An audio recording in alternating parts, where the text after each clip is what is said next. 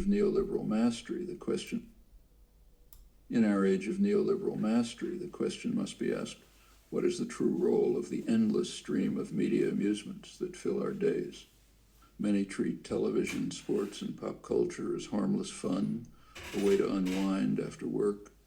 Yet I would argue that this is no accident, no innocent pastime. As I've often pointed out, the dominant powers benefit enormously when the public is occupied with trivial diversions. The logic is straightforward. If people are amused or exhausted, they have neither the time nor the energy to question the structures that govern their lives. One analyst has captured this precisely, noting that the primary element of social control is the strategy of distraction, a strategy to divert public attention from important issues by a flood of continuous distractions and insignificant information. In other words, the more entertained the masses become, the less they notice the realities of power.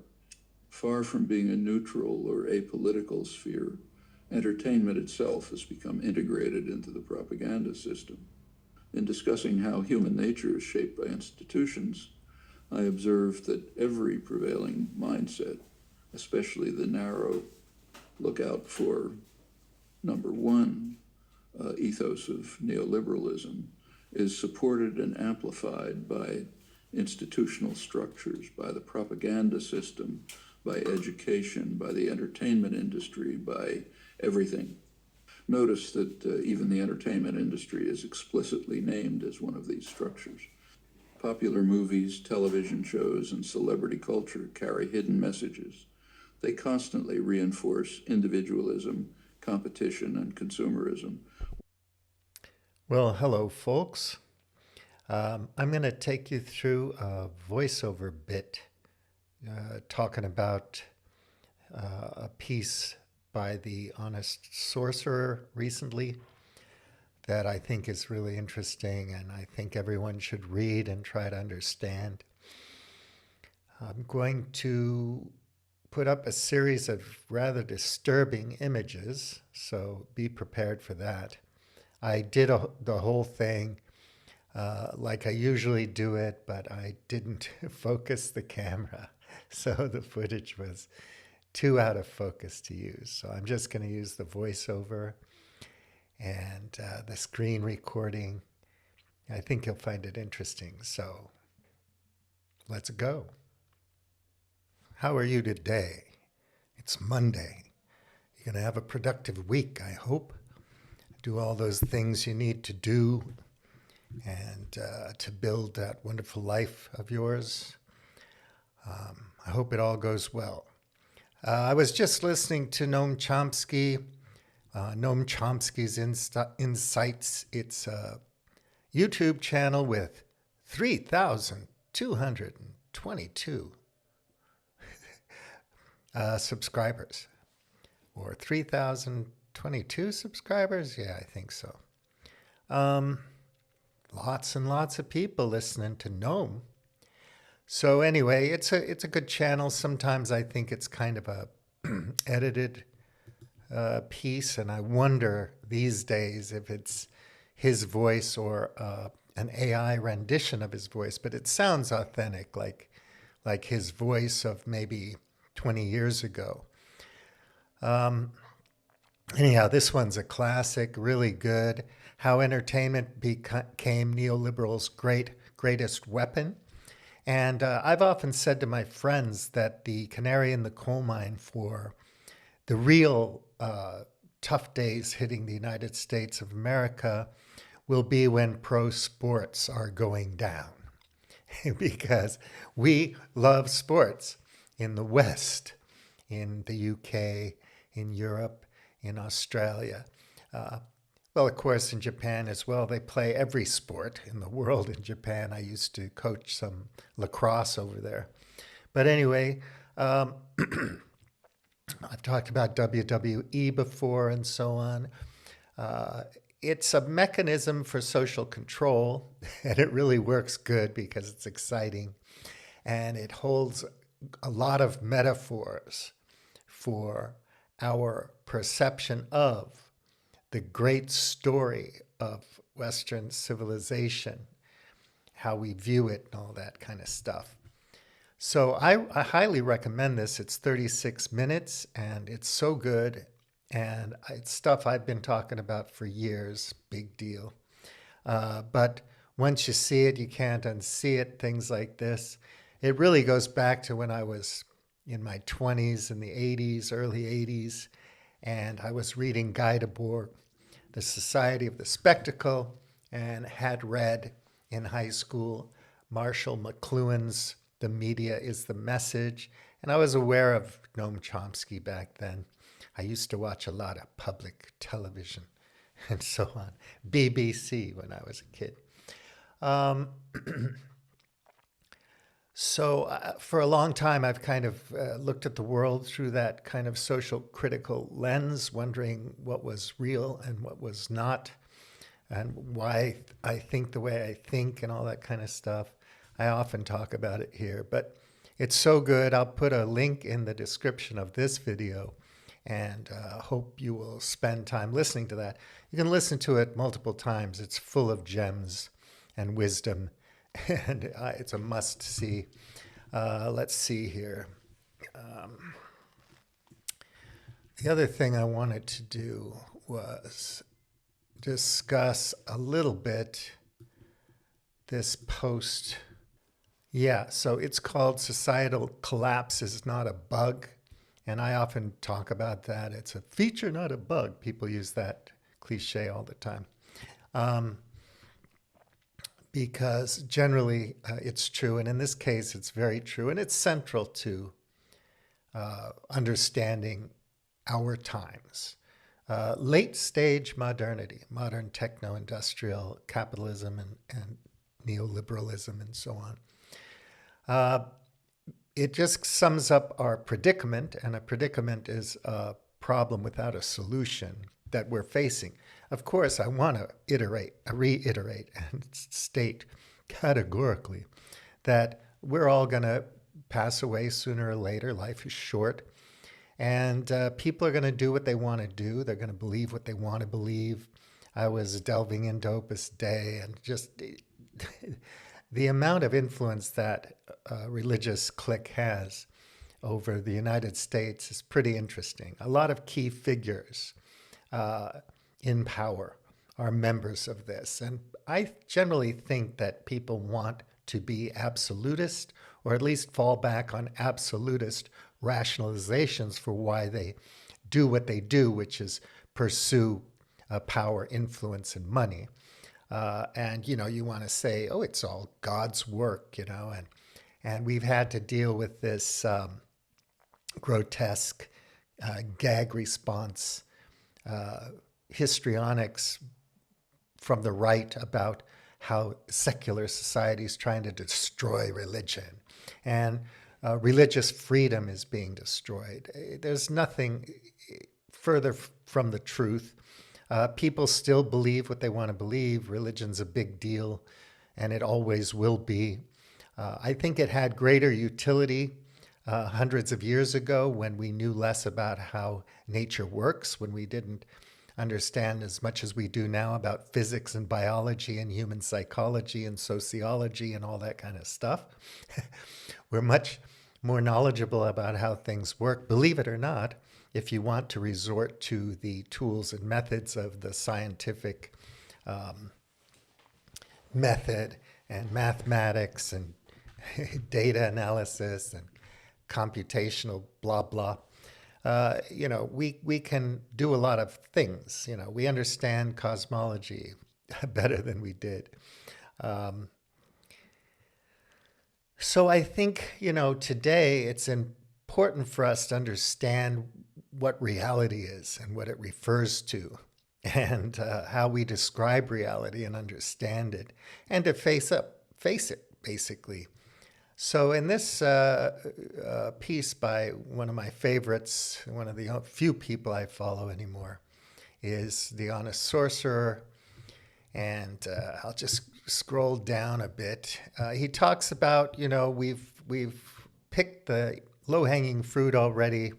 This is copper mining, and you get lower quality ore at deeper depths. Or all of our minerals are getting harder to extract, requiring more energy to extract, and they're of lower quality. And the energy bind, the thermodynamic bind, is a predicament that without a solution. I mean, we need a lot of oil and gas and coal to have modernity the way we're accustomed to it today. Like I said in my previous video, we're all modernity addicts. I am. So, that is what it is. But that's not going away. Of course, now, if you're 25, I think you'll still be able to live a fairly modern life. Who knows how quickly the house of cards will fall, or the Jenga tower will fall when that last little piece, those feedbacks, self-reinforcing feedbacks, one or two of them kick in and really wreck our ability to grow food, and billions of people start to starve to death. Who knows when that's going to happen? So until then, you might want to make a lot of money, have a really cool job, be an important person, be a famous entertainer, be a NFL or WNBA sports star, or a really cool blogger or whatever, and get lots and lots of attention and feel good about yourself and whatnot. Throughout history, the elites, it's been rather hierarchical, and people at the top want to solicit the support and servitude of those beneath them in one way or another. And religion has been a part of that from the beginning. And other belief systems, right? Believing in the divine nature of a king or an emperor, for example. Or that today, a CEO of a tech corporation is a genius by default because they own a lot of stock in a company, and therefore their net worth on paper is very, very high. And of course, they own a lot of assets, a lot of capital, so they must be smart. They must be geniuses. And, we're just prone to believe that kind of thing. We're kind of trained to believe that kind of thing. So he says, admitting this is not pessimism is an acceptance, the accommodation of reality. The natural world doesn't care about our feelings anyway. If we keep destroying and depleting its resources, it will act accordingly and eventually put a limit to human desires. We are animals. We are desirous animals. We demonstrate the 7 deadly sins all the time. We have various reasons to believe why we do that and what the antidote to our bad behavior is. But being that as it may, there are limits to our desires. Climate change, species extinction, pollution, and resource scarcity are thus all symptoms of this entirely human-made civilizational predicament. No society can hope to build all its technology on non-renewable materials and brag about it for much too long. There's a limit. And we are discovering it now. I find it interesting every time I watch ABC News from the States. It's an aviation mishap or near disaster or disaster, weather whiplash, incredibly horrific weather events, hot, wet bulb heat, 100 degrees in New York City and so on. More violence, more shootings. It's just so common now. And making fun of how idiotic Trump is. That, it's just the same old thing, and people are addicted to it. They want to have their hit. And careers are made on YouTube talking about how absurd everything is, and people tend to want to watch it. We don't tend to want to do anything about it because that might involve some personal sacrifice, which is a bridge too far in our world today. But anyway, no society can hope to build all blah, blah, blah. Let's face it, our civilization is deep into overshoot territory. We use much more materials and natural resources than what can be regenerated while releasing much more pollution, which could be absorbed by nature. This civilization, just like the ones preceding it from the Romans to the Mayans, lives on borrowed time. And now that time is up. It's not up as in tomorrow you're going to wake up and you're not going to be able to go out and buy an electric pickup truck or something like that. You're still going to have plenty of time to dance to the band as the ship is sinking and rearranging deck chairs, becoming famous, and becoming a UFC belt holder champion in your weight class, and all your dreams will come true. You can manifest things. You know the secret. You understand that you're the reincarnation of a very special person, and so on and so forth.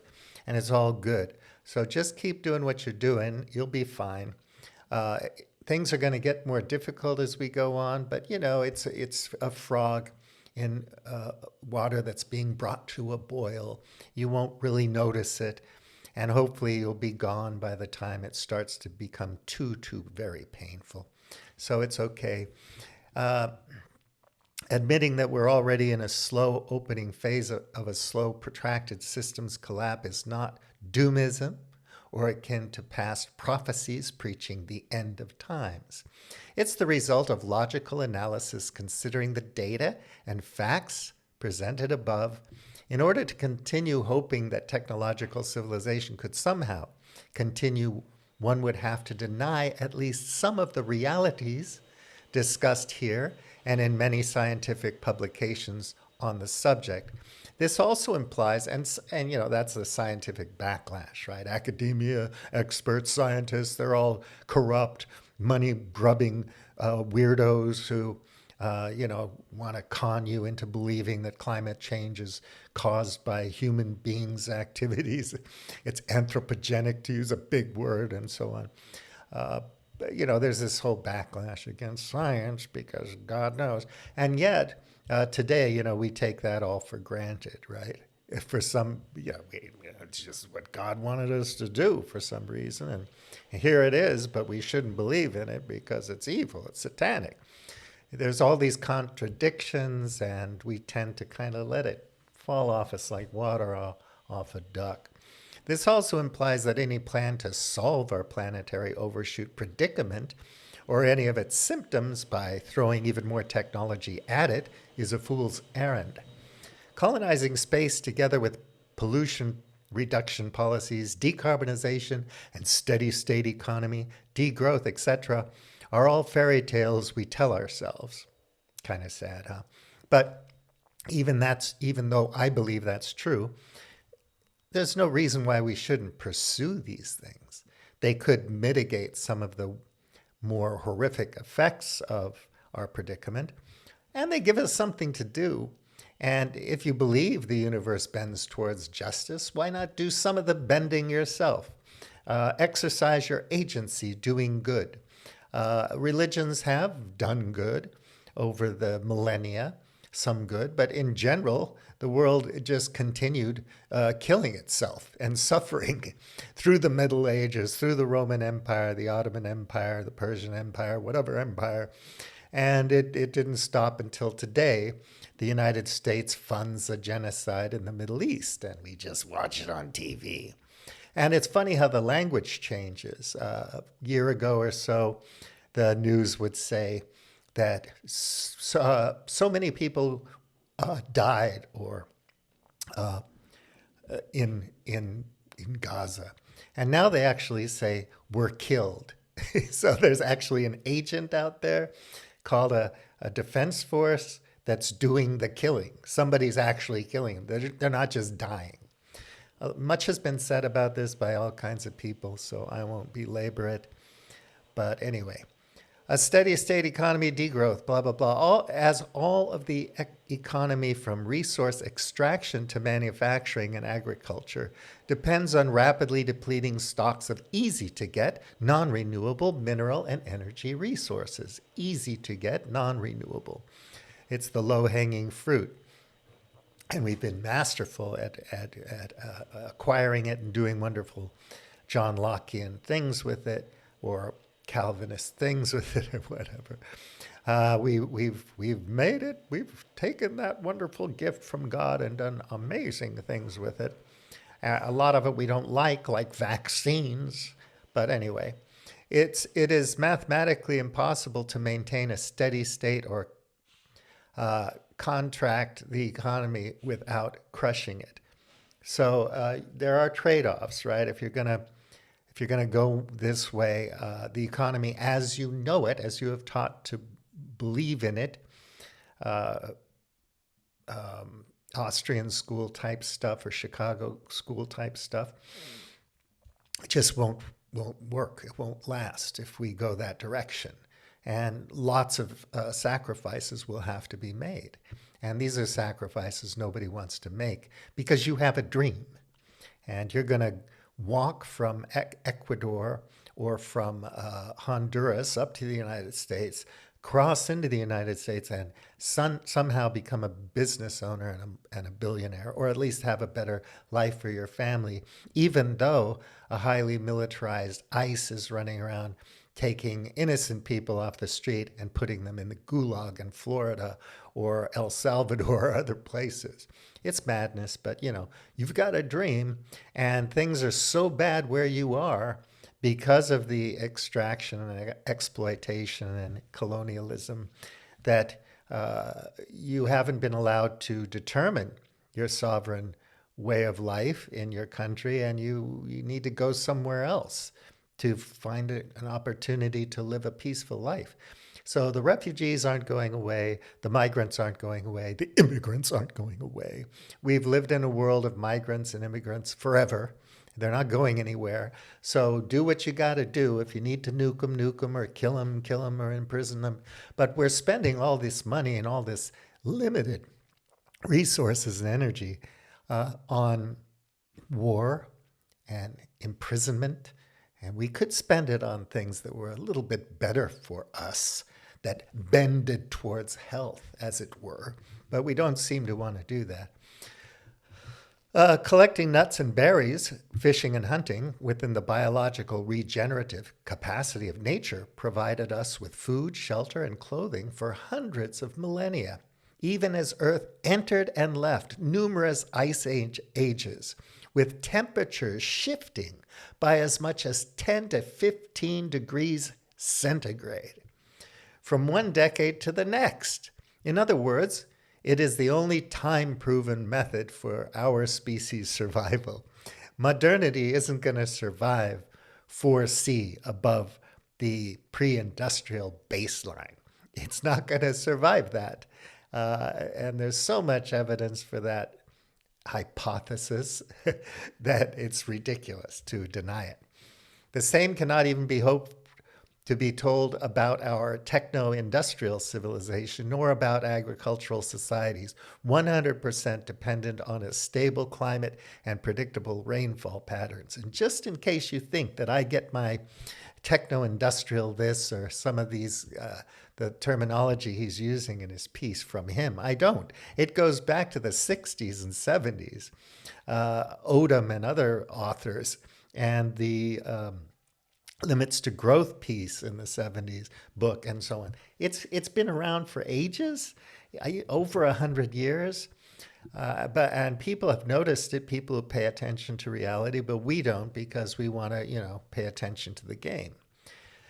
Even a minute swing up or down could upend the civilization. These are these self-reinforcing feedbacks that happen so rapidly that we just can't adapt to them. And people are talking about adapting to climate change now. It's a joke. How do you adapt at this scale? You won't be able to, but it's okay for a while, maybe 10, 20, 30 years, you'll be fine. So never mind. Do what you got to do. I do what I got to do. I still want to do things. And, I'm just hoping there's going to be a market for it by the time I get it done. Or somebody will care to pay any attention to it. That's another thing. I could just fail. But anyway, the future was less technology will inherently become more fragile with every passing year. Not because we wanted so, or because of greedy corporations, evil dictators, or what have you. No. It's because the very idea of building a civilization entirely on the extraction of non-renewable materials to depletion was unsustainable from the get-go. Imagine that. And you can't tell people who apologize for our system any of this because they're true believers. They're fanatics. They're evangelical about it. Uh, and there's just not going to look at the world like that. And they're going to think you're nuts and stupid because we're great. And, we're the West is the best and all that kind of stuff. So it goes on. He talks about running out of the resource, Eastern and Western powers. This is an interesting thing. Once large weapons stockpiles start to run low, nations will have to return to the negotiation table. The growing disparity between Eastern and Western powers show that this is going to be a highly uneven process as countries like Iran, China, Russia show that they can manufacture weapons that are effective against Western powers. And it becomes this thing. Where do you get the rare earths? Where do you get the material resource and the energy to build all these high-tech machines to kill each other? The robots and the laser beams and the Star Wars and the satellites. We have to invest, crush common people so that they can pay more taxes so that these idiots can play the great game at our expense. When has it been otherwise? You're in the Grande Armée, marching off with Napoleon to Moscow, the great adventure. And you freeze to death on your way home if you didn't get killed or whatever. So, there you go. It's just the way people are. It's human nature. So, the situation here. So, truth be told, Western nations have always lived off the surplus produced by the rest of the world. Colonialism, imperialism. And it's like, bully for you, dude. They had the ability, they had the weapons, they were smart enough to take advantage. So, hey, don't be a sore loser, dude, whatever. And don't talk to me about indigenous people and all that kind of stuff. People get conquered, they get displaced because they're not good enough. They can't compete. So just take a look at the 500-year-long history of colonialization, corporatism, and free trade. And I'm always joking about or quipping or being sardonic or being an asshole and saying flee dumb and democracy because it's all a sham. You have the freedom to be a consumer now because the players need consumers. And if you're a business person, you need consumers. You got to sell something. And if you're busy selling something people want, you're going to be a popular person. And you're going to have a much more fun at the pub because you can tell war stories about what a great business person and salesperson you are. And you can be worshipped like Donald Trump or Elon Musk if you get real lucky or inherit money from your parents. So with large numbers of natives dying as a feature, not a bug. And again, why should you care? Come on. I mean, in the Bible, God killed tons of people and commanded people to kill tons of people all the time. So, hey, look, Noah's Ark, for God's sake, come on.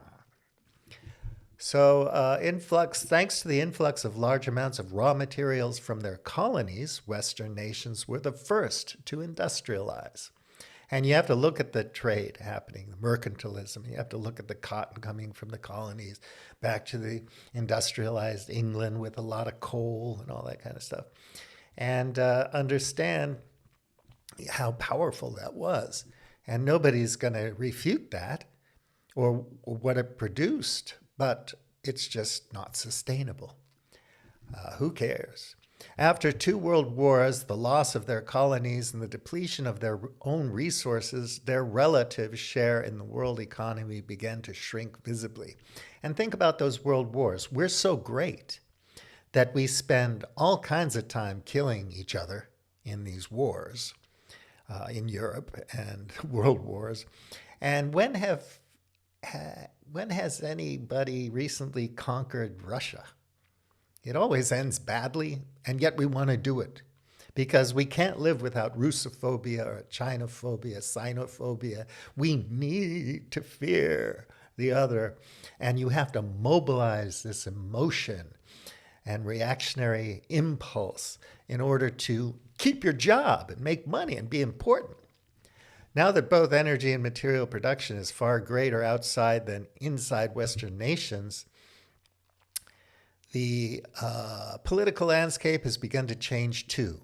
This doesn't mean that China or any other power on the ascent is any better. They're just different, and they're going to run into the same problems. The main theme underpinning the new multipolar world remains the same.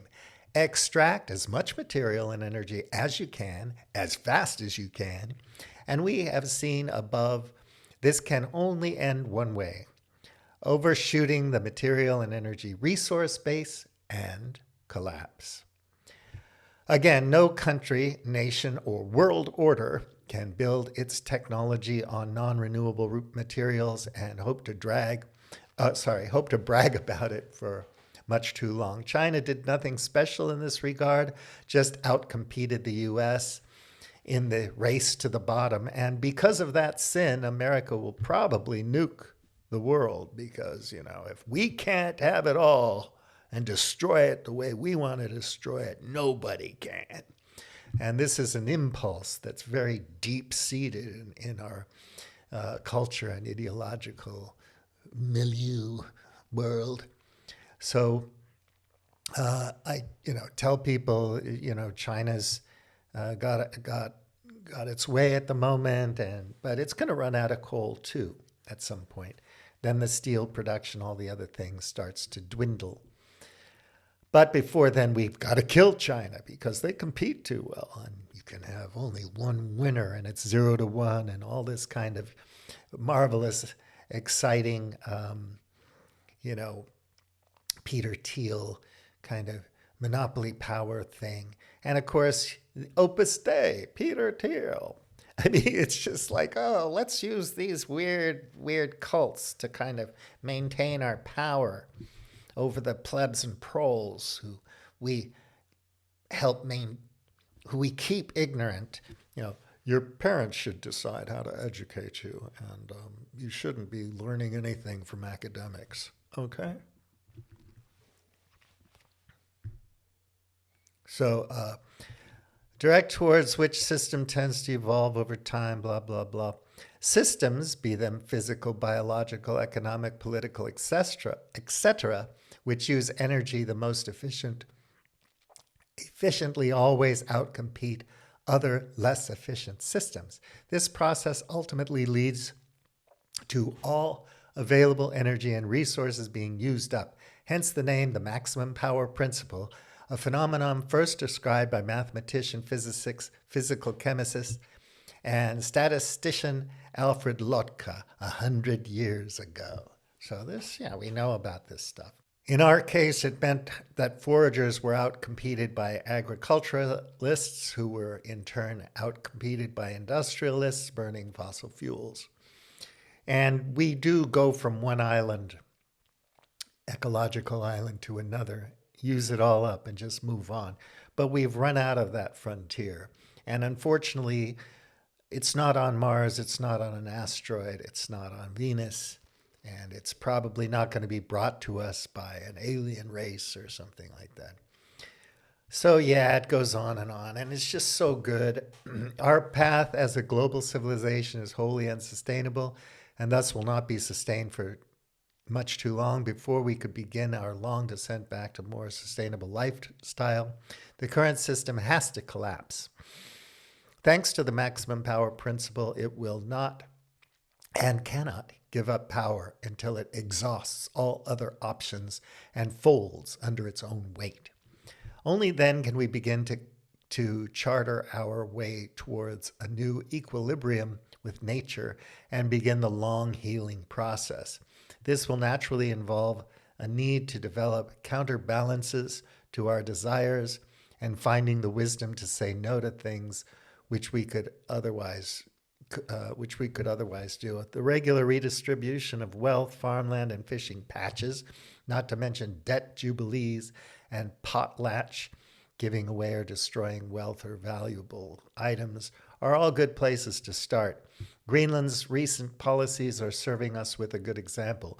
But I'm afraid it will take an awful lot of time for the rest of the world to realize that humanity's short affair with industrial civilization has indeed entered its final chapter with no sequel planned. And when I think about no sequel planned, I'm thinking about our lack of agency and our lack of desire to have any agency. We just don't want to participate in anything other than the society of the spectacle, than all of our addictions that modernity affords us. And it's enjoyable, it's fun, it's great. So I don't think we can do much about it. I don't think that many people want to do much about it. So we're going to just have to live through what happens. And I wonder if at the end, 100,000 years from now, our species will be any wiser if we're here. And I don't think we will be here, but if we are here, will we be wise enough to keep the scale of our population within the limits of, nature, an evolving animal within the, I don't think so. We'll probably just start all over again, and we'll start by digging up all the e-waste and the landfills and going, what is this shit? I've got to build that stuff. Looks exciting. Who knows? Anyway, for most people, none of this matters. It's the furthest thing from anything interesting at all. The Kardashians are a lot more fun. Pro wrestling is a lot more fun. The World Cup is a lot more fun. And telling war stories about how great a business person you are, a father, a mother, about all the wonderful things you've achieved in your life, and all that is much more fun. And also believing that there's a key to success, that you can become a better person and, get all of the things you want, satiate all those desires. That's really what it's all about.